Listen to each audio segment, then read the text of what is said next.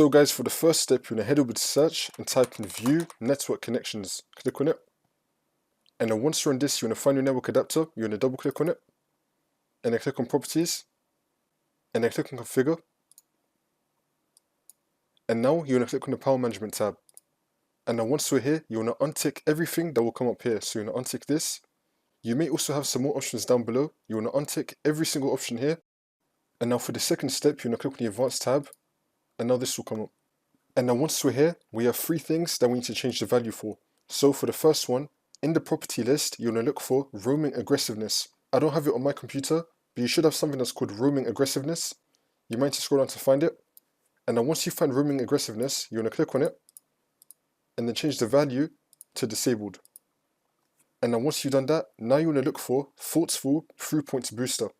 You may need to scroll down to find it. You're going to look for forceful through point booster. You're going to click on it. Once you click on it, you're going to change that also to disabled.